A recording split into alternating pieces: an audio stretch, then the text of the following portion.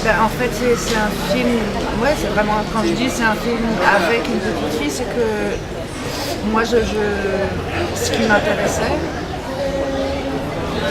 dans le fait de faire un film avec une petite fille aussi petite, de 4 ans, elle n'avait même pas 4 ans, c'était d'arriver avec le cinéma et avec beaucoup de patience à ce que ce ne soit pas une projection de moi adulte sur un enfant, mais que ce soit d'arriver à attraper vraiment des choses de l'enfance et du silence et de l'imaginaire de l'enfant et de son rapport au temps et de son rapport au monde. Donc voilà, après le choix de Kelly Lance, la petite fille, il vient de son caractère, hein.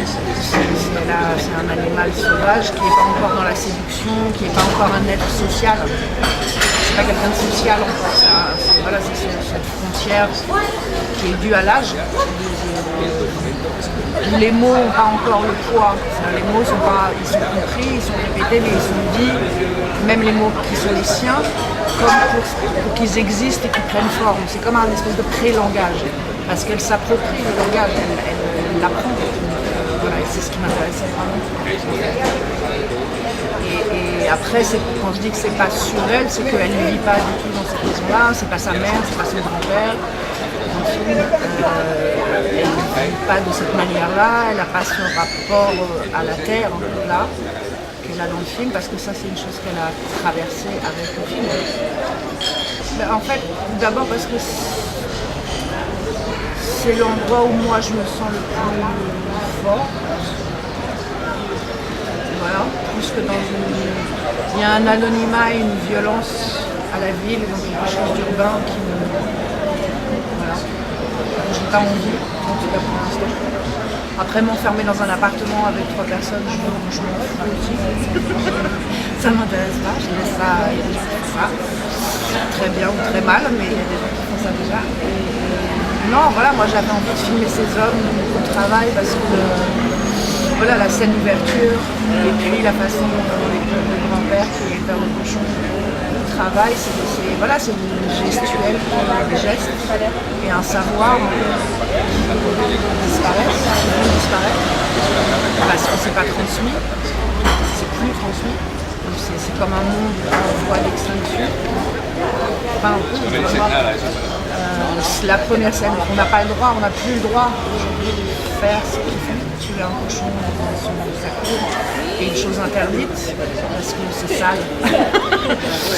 Donc c'est un peu absurde, parce que quand tu vois dans les abattoirs comment ça se passe, voilà. Et que voilà, et que je trouvais ça assez beau. Moi j'appelle cette séquence, je l'appelais pour donner un nom, j'appelle ça la danse de la mort. Parce que c'est une danse, parce que il danse, enfin voilà, il y a cette espèce de mouvement entre, c'est une femelle, la cochonne, et les hommes, et c'est pas, ça prend du temps, c'est pas facile, et voilà, il y a un rapport de l'homme à l'animal qui est assez respectueux, en fait,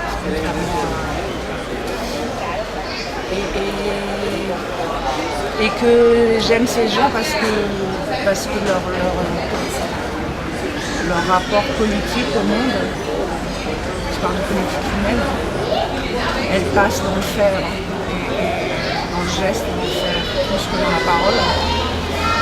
Et je trouve que ça a plus de valeur. Enfin, moi je suis plus sensible en fait. J'ai assez peu confiance dans les mots en fait. Et j'ai très confiance dans les signes. Je crois beaucoup. Les signes. Les petites choses. Il y a beaucoup d'ellipses, mais parce que ça aussi c'est un désir de ça. Après c'est vraiment en rapport au cinéma, c'est-à-dire que moi je suis très très gênée par... c'est peut-être un grand mot si j'utilise le mot fascisme, mais je trouve qu'il y a un certain fascisme à imposer une lecture à quelqu'un qui regarde un film, c'est à le prendre, c'est même pas le prendre par la main, c'est le prendre par les cheveux et lui dire alors là c'est comme ça, et puis là c'est comme ça, et là c'est comme ça. Moi ça me dérange beaucoup, ça que je considère que le cinéma, enfin pour moi, c'est une forme de dialogue, c'est un désir de dialogue en tout cas. Et j'ai assez confiance en celui qui regarde pour qu'il agisse aussi. Et c'est pas être.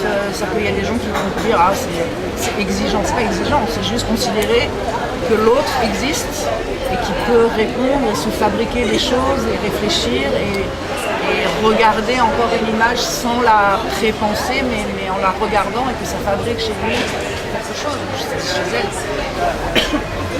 Donc voilà, il y a les...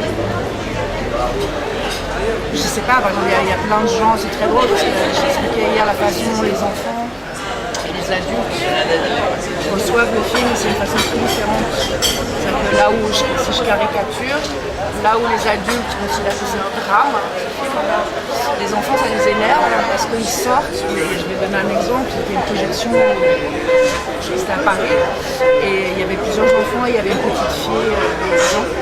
Et donc il y a une femme qui est là et qui dit oui mais la mère, est-ce qu'elle est morte, est-ce qu'elle est partie, c'est quand même terrible, blablabla.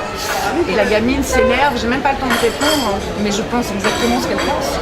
Elle s'énerve et elle dit mais non mais pas du tout, et puis on s'en fout qu'elle soit morte ou qu'elle soit partie, c'est pas important. Ce qui est important c'est comment la petite elle fait, et puis en plus c'est elle qui dit la dernière phrase du film et elle dit est-ce que ça va papy, donc elle va bien, elle s'intéresse, voilà, elle est forte, et elle était très très énervée avec ses couettes comme ça.